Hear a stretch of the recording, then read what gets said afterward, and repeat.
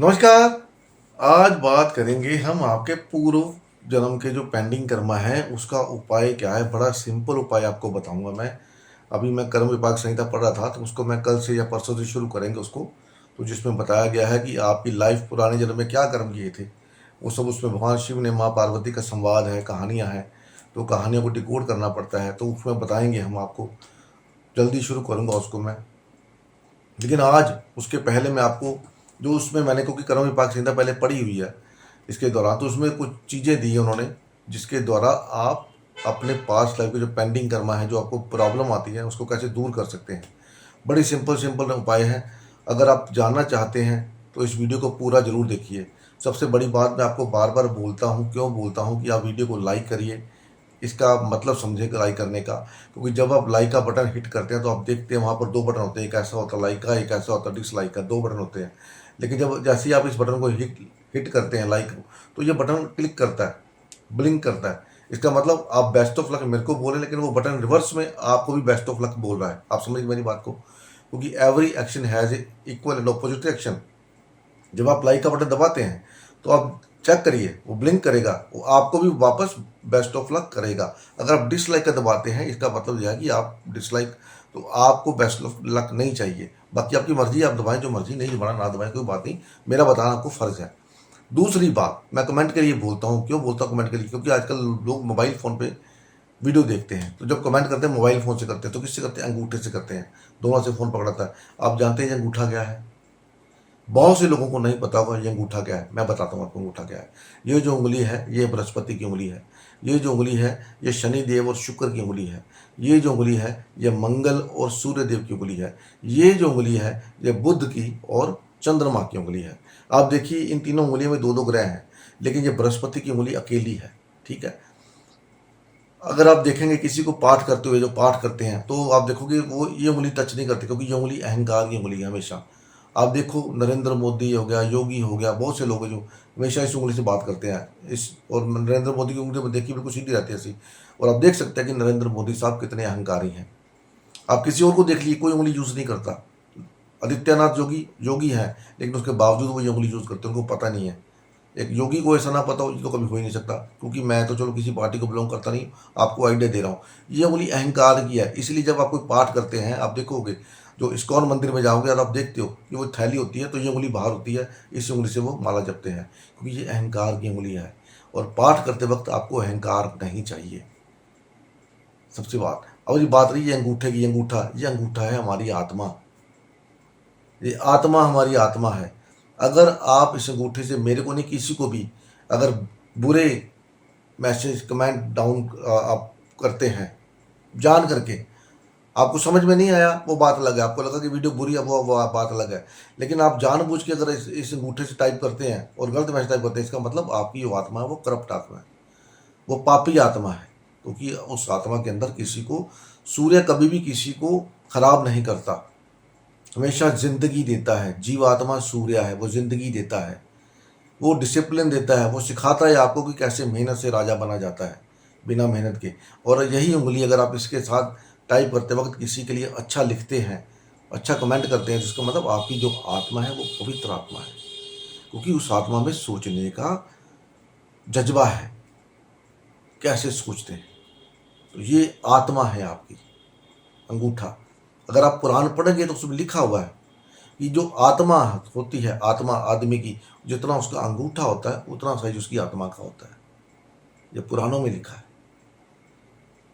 तो इसीलिए मैं आपको बोलता हूँ कि हमेशा बेस्ट ऑफ लक, मतलब लाइक का बटन दबाया करें तो आपको रिवर्स में बेस्ट ऑफ लक मिलेगा देखने को।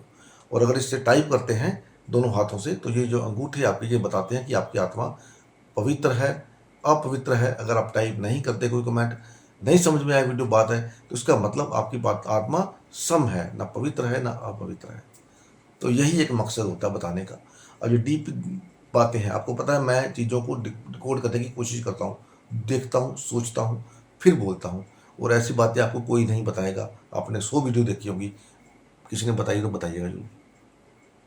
मुद्दे से नहीं भटकते, अपने मुद्दे पे आते हैं। पास्ट लाइफ पेंडिंग कर्मा की रेमेडी क्या है? सबसे बड़ी रेमेडी जो पास्ट लाइफ कर्मा की उसमें बताई गई है, मैं आपको 3 रेमेडी बताऊंगा। सबसे बड़ी रेमेडी जो बताई गई है वो बताया गया है हरिवंश पुराण का श्रवण करना। बेशक आप ब्राह्मण से करवाएं, आप खुद कर सकते हैं, खुद करें, कोई दिक्कत नहीं है। भावना होनी चाहिए, ये नहीं कि मेरे को संस्कृत नहीं आती, भावना होनी चाहिए। टीका पढ़ सकते हैं, भावना से पढ़ेंगे तो गलत लफ्ज भी आपके भावना के अंदर आते हैं। क्योंकि किसी को बोला गया था बोल राम राम राम राम, बोलता मैं नहीं बोलूंगा, चलो तू बोल मरा मरा मरा मरा।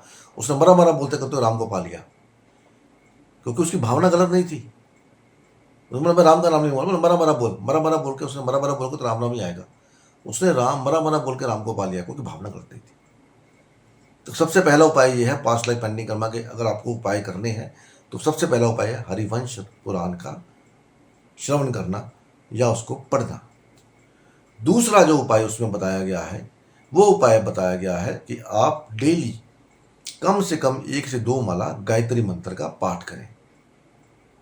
भगवान शिव ने बोला है गायत्री मंत्र का 1 से माला से 2 माला पाठ करना। अब ये माला अगर आप पाठ करने एक दिन बैठेंगे तो आपको कम से कम 1 घंटा मेरे हिसाब से लग जाएगा, क्योंकि अगर आप फटाफट करते हैं तो हो सकता है आपका जो उच्चारण है वो गलत हो, क्योंकि आपको लगता है कि मेरे को मैं देर हो रहा हूँ जल्दी कर लूँ। ठीक है, तो 1 से 2 माला बोला गया, फिर भी अगर आराम से करेंगे तो भी आपको 1 घंटा लेके चले या आधा पौना घंटा लेके चले गायत्री मंत्र का पाठ। इससे गायत्री मंत्र सिद्ध भी होता है।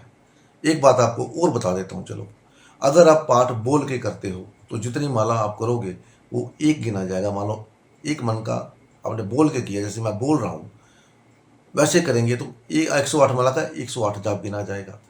अगर वो आप बुध बुधा के करते हो, बुध बुधा के, तो वो 1 माला 108 की माला 10 गुना हो जाएगी, मतलब 1080 बार आपका गिना जाएगा।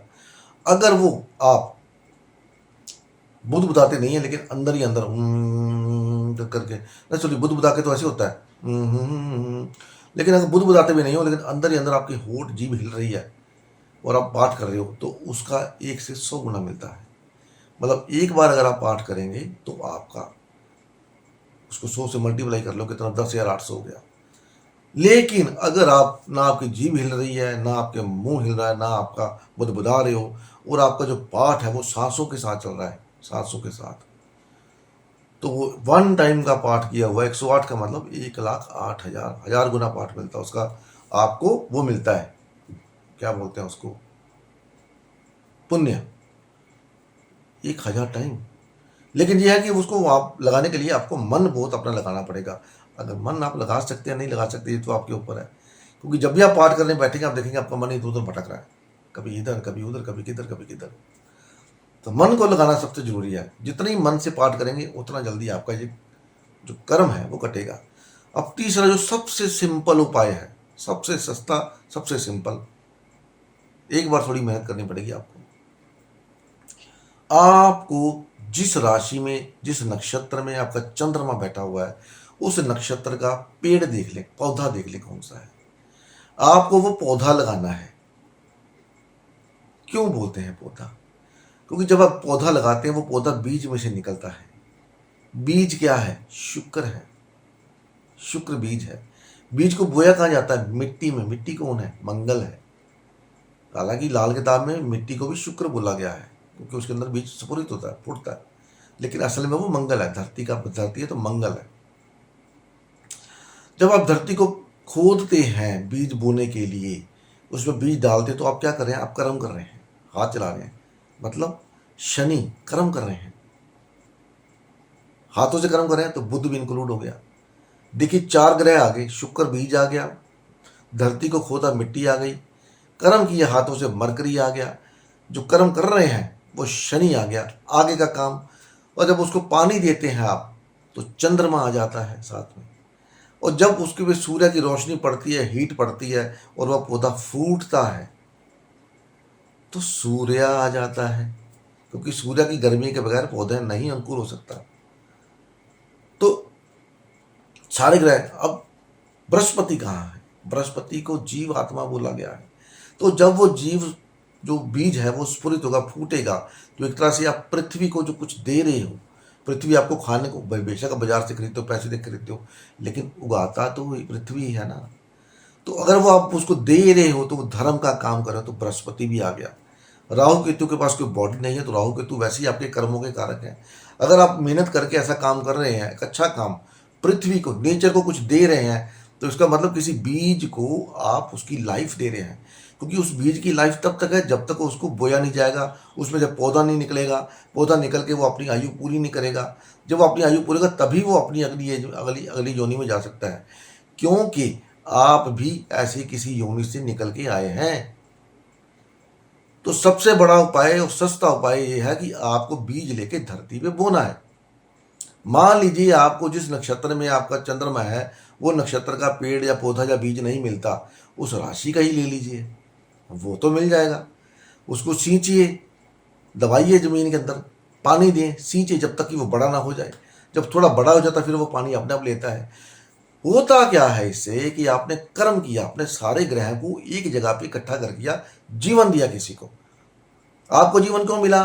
क्योंकि 3 तरह के कर्म बताए गए हैं, अभी मैं पढ़ रहा तो बताया। एक होता है अधम कर्मा, जो अधर्म कर्म करते हैं, अधम मतलब बुरे कर्म करते हैं, वो पाताल लोकों में जाते हैं गुनाह भुगतने के लिए। जो अच्छे कर्म करते हैं वो स्वर्ग में जाते हैं, और जिन्होंने अच्छे कर्म दोनों मिला के किए हैं वो धरती पे आते हैं। एक होता है अधम कर्मा, एक जानबूझ के किया हुआ बुरा कर्मा, एक जानबूझ के किया हुआ अच्छा कर्मा, और एक कर्म होता है अनजाने में हो जाना। जो अनजाने वाला है वो हमको पृथ्वी पे लेके आता है, क्योंकि अगर आपने बुरे और अच्छे दोनों कर्म किए हैं, चाहे अनजाने में किए हैं, तो आपको मनुष्य योनि मिलती है। लेकिन उस मनुष्य योनि में आने से पहले आप कहाँ कहाँ होके आते हैं आपको नहीं पता, ये सब उसमें लिखा हुआ है।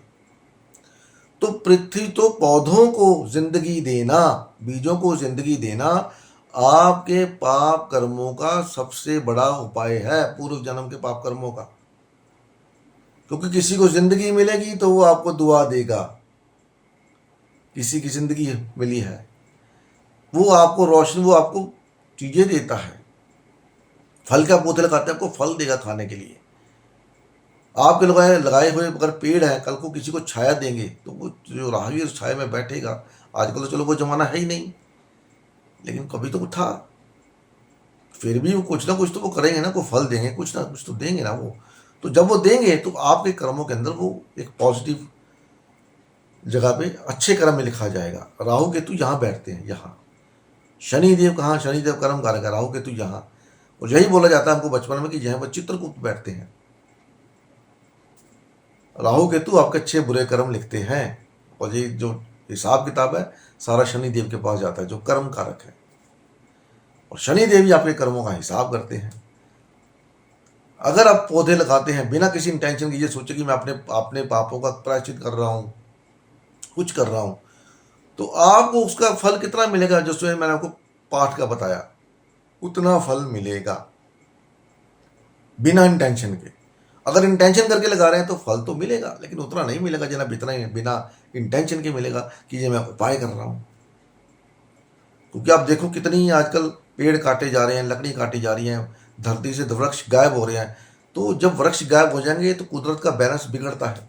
ये कोरोना क्यों आया? इसीलिए आया था, तो कुदरत ने अपने आप को बैलेंस करना था। सब लोग अपने घरों में बंद हो गए, तब कुदरत ने अपने आप को बैलेंस किया। अभी कोरोना चला गया फिर वही हाल शुरू हो गया। तो कुदरत को बैलेंस करने का जो आपके पास मौका है, उस मौके को मत गवाइए। पीपल का और बड़ का पेड़ जो होता है वो जरूर लगाएं, पीपल, बड़ और नीम का पेड़। क्योंकि पीपल का पेड़ 24 घंटे ऑक्सीजन देता है। बड़ का पेड़ पितरों को डिनोट करता है, हमारे जो पितर हैं, जो अगर पितर दोष है कुंडली के अंदर, पितरों का उपाय, पितरों का ब्लेसिंग नहीं आता तो लाइफ में ऑब्स्टेकल आती है, तो पितरों का उपाय होता है। मंगल क्या है? वो जो क्या बोला था मैंने, और नीम का पेड़ वो मंगल है। मंगल क्या? आपकी बॉडी है, आपका ब्लड है। मंगल की दातन करते हैं ना, शुगर नहीं होती, मंगल है वो नीम का पेड़। तो ये सब करने से अगर आप करते हैं बिना इंटेंशन के, तो आप देखोगे अपनी लाइफ में चेंज आ रहा है। कितना चेंज आ रहा है आप खुद देखोगे। ऐसा नहीं है कि चेंज नहीं आएगा। आप कुदरत को कुछ दे रहे हो तो कहीं ना कहीं से आपको भी मिलना है, क्योंकि ये कुदरत का कानून है। Each and every action has equal and opposite reaction. आप बॉल को दीवार पे मार दे, बॉल उतनी स्पीड से आपके पास वापस आती है, स्लो स्पीड से नहीं आती। तो देख लीजिए आप, अब करना ना करना वो आपके ऊपर है। मेरा तो बताना फर्ज है, तो बता रहा हूं आपको। तो मिलते हैं अगली वीडियो में, तब तक के लिए नमस्ते। वीडियो अच्छी लगी तो लाइक कर सके, शेयर कर सके तो बड़ी मेहरबानी। तो कमेंट करके कर दो, और बड़ी अच्छी मेहरबानी आपकी। धन्यवाद।